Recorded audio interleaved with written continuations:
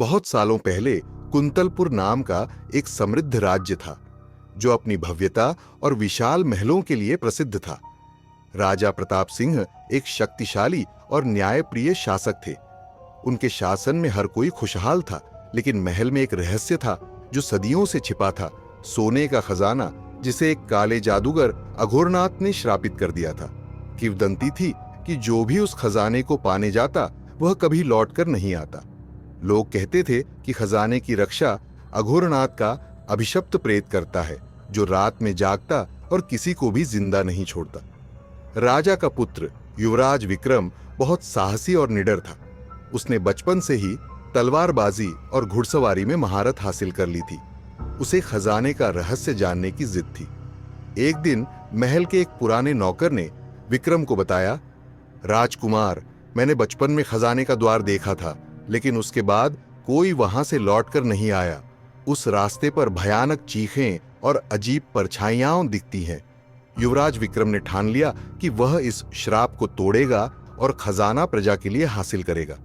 उसने अपने दो भरोसेमंद साथी सैनिक अर्जुन, तगड़ा और बलवान योद्धा, विद्याधर, जादू और रहस्यमय मंत्रों का ज्ञानी को अपने साथ लिया और तीनों ने खजाने की तलाश में निकलने का निश्चय किया।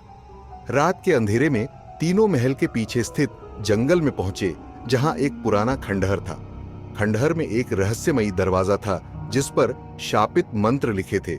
विद्याधर ने मंत्र पढ़ा, अघोरा स्वाहा, बंद द्वार खुल जा। अचानक दरवाजा तेज रोशनी के साथ खुल गया और एक रहस्यमयी सुरंग सामने थी।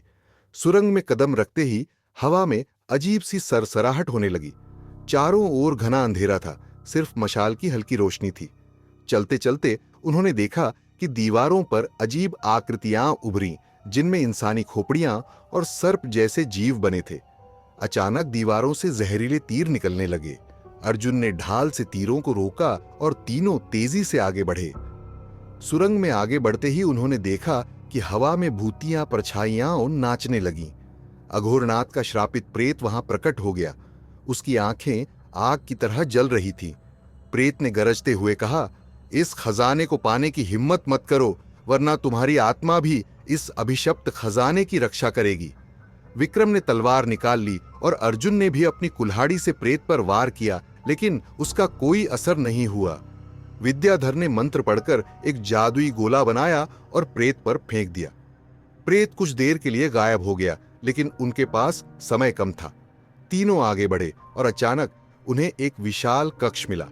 वहां सोने चांदी के बर्तन, हीरे जवाहरात और दुर्लभ रत्न पड़े थे। दीवार पर एक शापित शिला थी जिस पर लिखा था, इस खजाने को छूते ही मृत्यु निश्चित है। विक्रम ने शिला पर ध्यान दिया और विद्याधर ने उसमें छिपे मंत्र को पढ़ा, ओम त्रिनेत्राय नमः, शाप मुक्त हो। जैसे ही विद्याधर ने मंत्र पूरा किया, दीवार से एक प्रकाश पुंज निकला जिसने पूरे कक्ष को रोशन कर दिया। तभी अघोरनाथ का प्रेत फिर प्रकट हुआ और उसने भयंकर रूप धारण कर लिया। विक्रम ने अपनी तलवार निकाली और मंत्र पढ़ते हुए तलवार से प्रेत पर वार किया।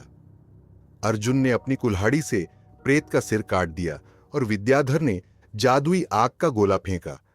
प्रेत तड़पता हुआ जलकर राख हो गया और उसकी आत्मा श्राप से मुक्त हो गई। तीनों ने मिलकर खजाने को महल में पहुंचाया। राजा प्रताप सिंह ने पूरे राज्य में उस खजाने को गरीबों में बांट दिया। युवराज विक्रम को उनकी साहसिकता और न्यायप्रियता के लिए राजा घोषित किया गया। कुंतलपुर राज्य फिर से समृद्ध और खुशहाल हो गया। खजाने का श्राप समाप्त हो चुका था और लोगों ने विक्रम को महानायक का दर्जा दिया। साहस और बुद्धिमानी से हर कठिनाई का समाधान किया जा सकता है। न्यायप्रियता और परोपकार ही सच्ची विजय है।